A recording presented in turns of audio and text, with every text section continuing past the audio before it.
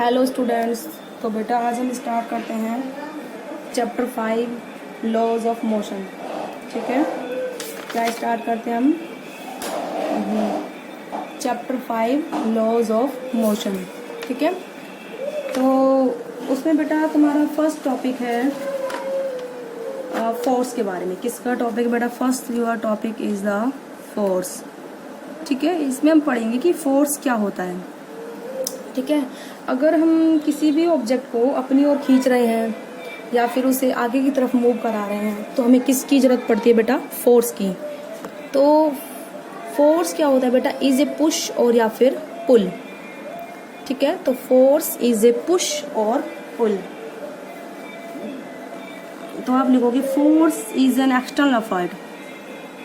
Force एक क्या है? एफर्ट है जो किसकी फॉर्म में होता है?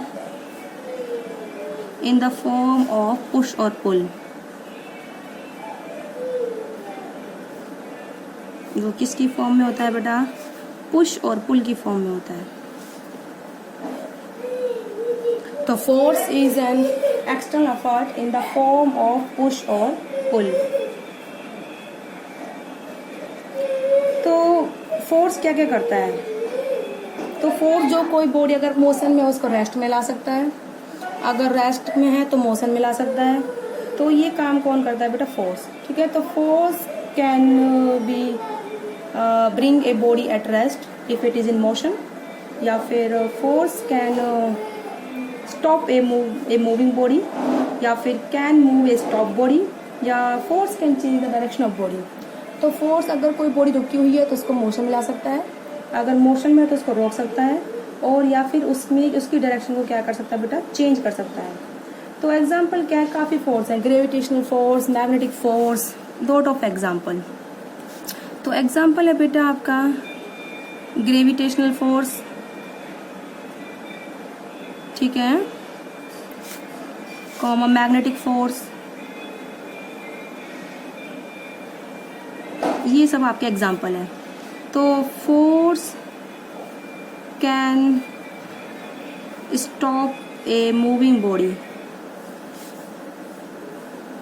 ठीक है, मूविंग बॉडी को स्टॉप कर सकता है।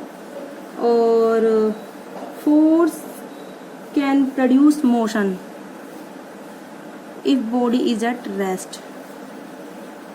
Force can produce motion if body is at rest.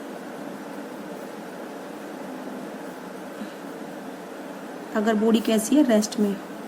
और आगे है force can change direction of moving body. अगर कोई बॉडी मोशन में है तो उसकी डायरेक्शन को बेटा क्या कर सकता है? फोर्स चेंज कर सकता है। ठीक है, तो ये सब हो गए बेटा व्हाट इज द फोर्स। अब आता है तुम्हारा गैलीलीज लॉ ऑफ इनर्शिया। तो इससे पहले एक टॉपिक और है तुम्हारा एरिस्टोटल। तुम्हारा टॉपिक जो एरिस्टोटल्स फैलेसी है, नेक्स्ट टॉपिक जो, उसमें वैसे कुछ नहीं है, उसको जस्ट मैं अभी विद व्यू बताऊंगी जिससे हमारा गैलीलियो लॉ ऑफ इनर्शिया आता है। तो गैलीलियो लॉ ऑफ इनर्शिया क्या होता है? ये गैलीलियो ऑफ इनर्शिया, इसने लॉ दिए थे गैलीलियो ने इनर्शिया के, उसके बाद न्यूटन ने दिए थे। ठीक है, तो उसने उसका जो एक्सपेरिमेंट था किस पर था बेटा? स्मूथ ऑब्जेक्ट पर था। किस पर था बेटा? स्मूथ ऑब्जेक्ट पर उसके एक एक्सपेरिमेंट था, आपको मैं समझाती हूँ मैं। नेक्स्ट हमारा गैलीलियोज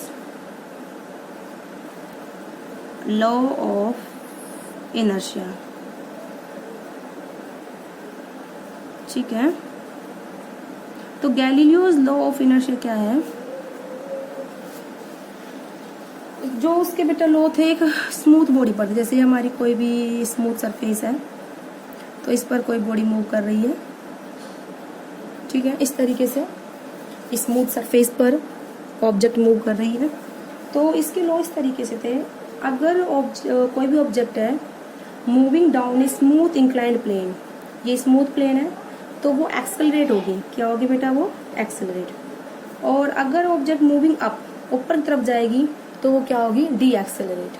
ठीक है, तो नीचे की तरफ आई तो एक्सेलरेट होगी, और ऊपर की तरफ जाएगी तो बेटा वो क्या होगी, डी एक्सेलरेट। अगर वो ऑब्जेक्ट कहाँ गई, ऊपर तरफ, यानी कि अगर ऑब्जेक्ट नीचे की तरफ आएगी तो एक्सेलरेट मतलब उसकी वेलोसिटी इंक्रीज होगी, और अगर वो ऊपर की तरफ जाएगी तो उसकी वेलोसिटी डिक्रीज होगी, यानी कि वो क्या होगी, डी एक्सेलरेट।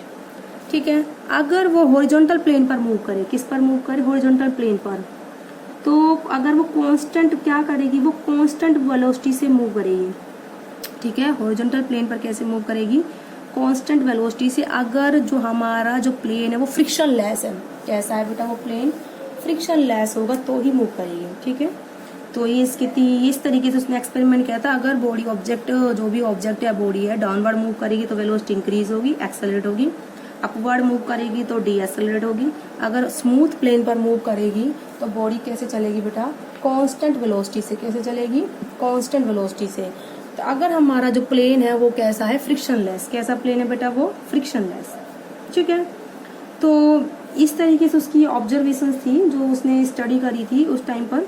ठीक है, तो उसके बेस पर गैलीलियो ने क्या कंक्लूजन निकाला, अगर जो है स्टेट ऑफ रेस्ट है या फिर state of motion with constant velocity है, तो उसके केस में हमें कोई फोर्स नहीं चाहिए। तो गैलीलियो ने क्या बोला था, state that it states that if body is at rest, अगर बॉडी कैसी बेटा, रेस्ट पर है, and the state of motion, या फिर कैसी है, मोशन में है with constant velocity, and the state of motion with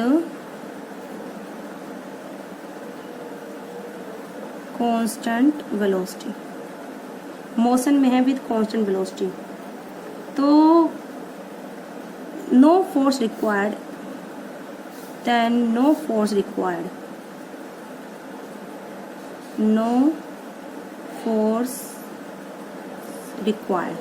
ठीक है, अगर बॉडी रेस्ट पर है तो वो रेस्ट में रहेगी ऑटोमेटिक, यूनिफॉर्म मोशन में तो कैसी रहेगी बेटा, वो यूनिफॉर्म मोशन में, उसके लिए हमें कोई एक्सटर्नल फोर्स की रिक्वायरमेंट नहीं होगी। ठीक है, तो इसी पे बेस्ड है गैलीलियो लॉ ऑफ इनर्शिया। क्या बोलते हैं उसको, Galileo law of inertia, Galileo's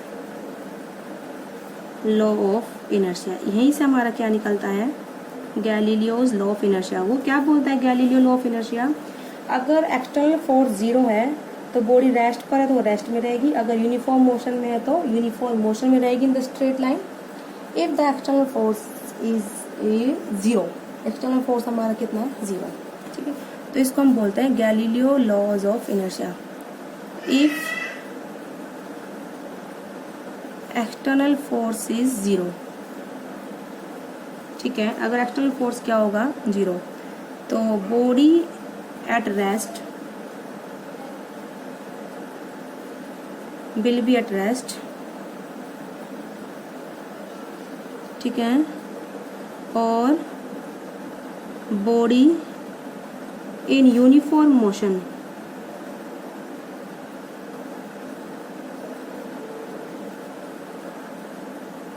ठीक है, continues to move uniformly। ठीक है, continues to move uniformly। ठीक है, along the same straight line, along the same straight line।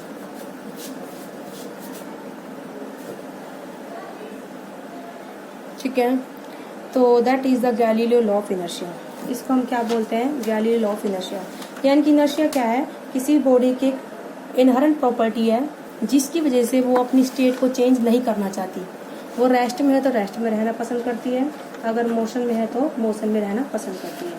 ठीक है, that is a inherent property. यहाँ पे ऐसे बोल सकती हूँ, inertia of body is inherent property. इसको आप की पॉइंट बना के लिख लीजिए।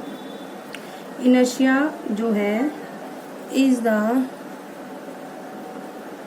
Inherent property of body.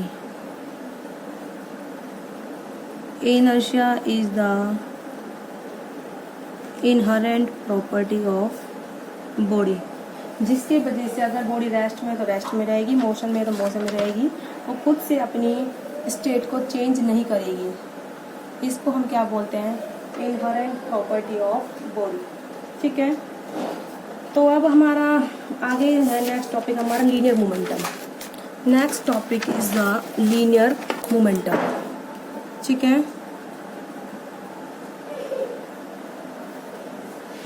तो व्हाट इज लीनियर मोमेंटम? ठीक है, तो लीनियर मोमेंटम क्या होता है? तो लीनियर मोमेंटम क्या होता है? किसी भी बॉडी का प्रोडक्ट होता है mass and velocity. Linear momentum is defined as the product of the mass of body and its velocity. ठीक है, तो it is the product of mass of body, ठीक है, एंड इट्स वेलोसिटी। किसका product है बेटा? Mass of body and its velocity. इसको हम क्या बोलते हैं? Linear momentum. तो लीनियर मोमेंटम हम किससे डिनोट करते हैं? It is denoted by p, small P के ऊपर एरो, क्योंकि ये कैसी क्वांटिटी है? वेक्टर क्वांटिटी है। तो it is noted by p. तो फॉर्मूला क्या है बेटा इसका? Formula is P equal to m into b. ठीक है, मास एंड वेलोसिटी का क्या है? प्रोडक्ट। तो तीसरा पॉइंट क्या है? It is vector quantity. कैसी क्वांटिटी है बेटा ये? It is vector quantity. ठीक है, इसकी एसआई यूनिट क्या होती है? मास की तो किलोग्राम, वेलोसिटी की मीटर पर सेकंड। तो SI unit is kilogram metre per second. क्या होती है बेटा? Kilogram metre per second. Next आती है बात डायमेंशनल फॉर्मूला। किसकी बात आती है बेटा? Dimensional formula. देखो, किलोग्राम की पावर 1 है, तो यानी कि m की पावर 1, मीटर v1 है तो ml, सेकेंड की पावर -1 है तो t की पावर -1, तो ml t -1। This is the dimensional formula of the momentum, ml t -1।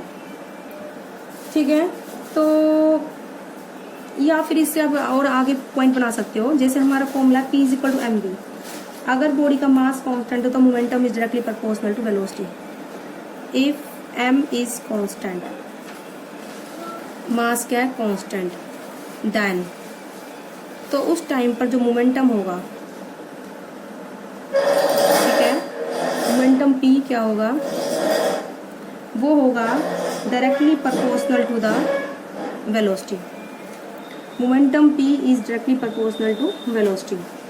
अब देखो, ये जो है मास कांस्टेंट है, momentum is directly proportional to velocity. तो अगर आप ग्राफ बनाना चाहो तो p तो हमने लिया है y एक्सिस पर और वेलोसिटी हमने ली है x एक्सिस पर। तो y is directly proportional to x। Momentum हमने लिया है y एक्सिस पर और वेलोसिटी हमने लिया x एक्सिस पर, तो y is directly proportional to x। ठीक है, तो y is directly proportional to x का ग्राफ आता है बेटा स्ट्रेट लाइन। तो अगर हमारी बॉडी का मास कांस्टेंट है तो मोमेंटम वेलोसिटी का ग्राफ कैसा बनेगा बेटा? Straight line. ठीक है, इसी में ही नेक्स्ट केस आता है इफ वेलोसिटी इज कांस्टेंट। क्या हो बेटा? If velocity v is constant, तो जो मास होगा, देन मास जो होगा is directly proportional to, then momentum is directly proportional to the mass. क्योंकि हमारी वेलोसिटी कांस्टेंट है तो p is equal to m, यानी कि momentum is directly proportional to constant. तो देन मोमेंटम, इसको p लिखिए, then p is directly proportional to, then momentum p is directly proportional to mass। ठीक है, तो p is directly proportional to mass। तो अगर आप ग्राफ बनाना चाहें, मास इंक्रीज हो रहा है, देखो ये मास इधर, ये क्या? मोमेंटम। तो ग्राफ कैसा आएगा इनका? स्ट्रेट लाइन, क्योंकि p हमने लिया है y एक्सिस पर और m हमने लिया है x एक्सिस पर। तो y is directly proportional to s का ग्राफ क्या होता है, स्ट्रेट लाइन। ये वाला ग्राफ कब था बेटा, जब मास क्या है, कांस्टेंट। और ये वाला ग्राफ क्या है बेटा, जब वेलोसिटी क्या है, कांस्टेंट। तो आई होप आप लोगों को समझ में आया होगा किस तरीके से हमने बताया है। तो यानी कि मोमेंटम किस किस के प्रोपोर्शनल है, मास के प्रोपोर्शनल भी है और किसके है, वेलोसिटी के प्रोपोर्शनल भी है। ठीक है, तो momentum is proportional to both quantities mass and momentum. ठीक है, अब जो है इसके बाद जो आपका टॉपिक आता है, तो इस तरीके अगर दूसरा जो है, अगर दो बॉडीज का मोमेंटम इक्वल है, क्या है बेटा, मोमेंटम इक्वल है। If two bodies have equal momentum, अगर दो बॉडी का मोमेंटम क्या है, इक्वल है। If two bodies have equal momentum, यानी कि P1 is equal to P2, it means M1 B1 is equal to the M2 B2।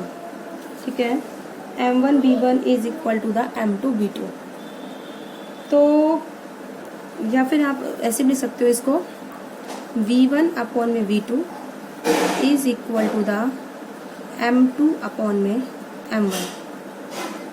ठीक है, तो यानी कि देखो V1 तो हमारा डिनोमिनेटर में है, और सॉरी V1 हमारा न्यूमरेटर में है और M1 हमारा डिनोमिनेटर में है। तो यानी कि mass and velocity both are inversely proportional. If the mass is more, velocity will be small. अगर किसी बॉडी का मास ज़्यादा है तो उसकी वेलोसिटी कम होगी, और अगर किसी बॉडी का मास कम है तो उसकी वेलोसिटी क्या होगी, ज़्यादा होगी। ये आपको क्लियर होना चाहिए। अगर बॉडी हैवी है तो उसकी वेलोसिटी कम आएगी, अगर बॉडी लाइट है तो उसकी वेलोसिटी क्या होगी, ज़्यादा होगी। ठीक है, तो it means velocity is inversely proportional to mass. Velocity is inversely proportional to mass. Velocity is inversely proportional to mass m। ठीक है, दैट इज द कंक्लूजन कि वेलोसिटी जो होगी बेटा क्या होगी, मास के इनवर्सली प्रोपोर्शनल होगी। मास ज़्यादा तो बॉडी की वेलोसिटी कम, और अगर मास कम तो बॉडी की वेलोसिटी क्या होगी, ज़्यादा होगी।